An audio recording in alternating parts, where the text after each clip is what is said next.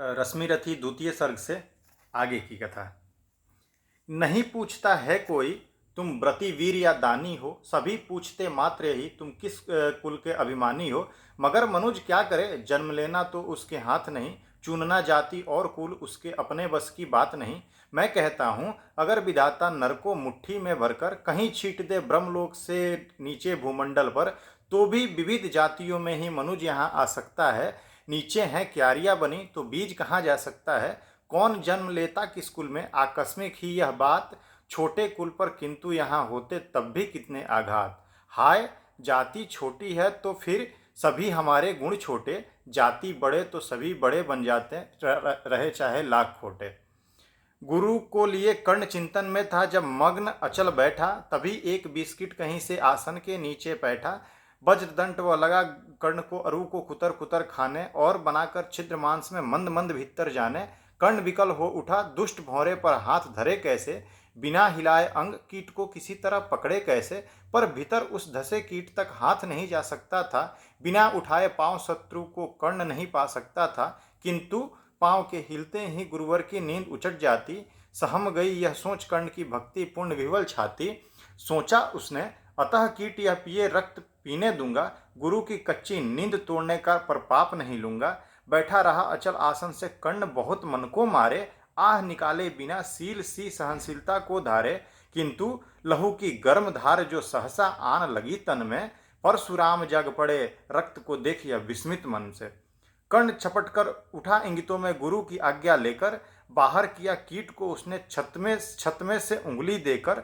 परशुराम बोले सीव सीव तूने यह मूर्खता बड़ी, सहता रहा अचल जाने कब से ऐसी वेदना कड़ी।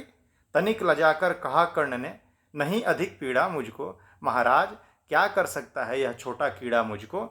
मैंने सोचा हिला डुला तो वृथा आप जग जाएंगे, क्षण भर को विश्राम मिला जो नाहक उसे गंवाएंगे।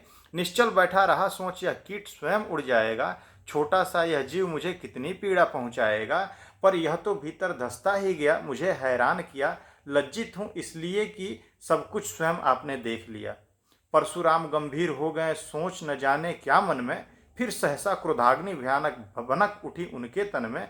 दांत पीस आंख तरेर बोले कौन छली है तू, ब्राह्मण है या फिर किसी अभिजन का पुत्र बलि है तू।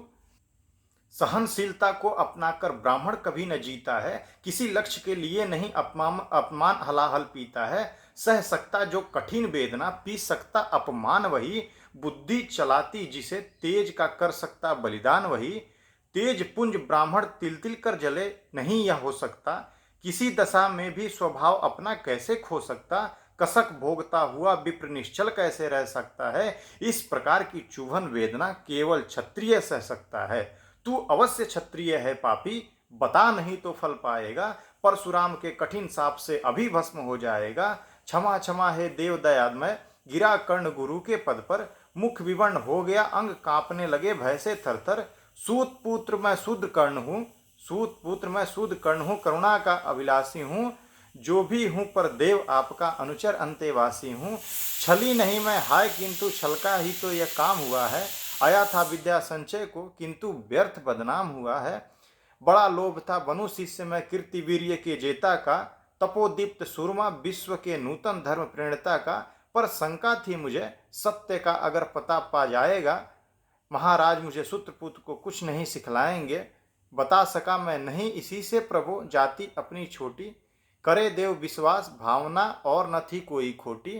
पर इतने से भी लज्जा में हाय गड़ा सा जाता हूँ, मारे बिना हृदय से अपने आप मरा जाता हूँ। अब परशुराम जी को ये बात पता लग गया है कि कर्ण ने उनके साथ छल किया है। आगे की कथा फिर सुनते हैं।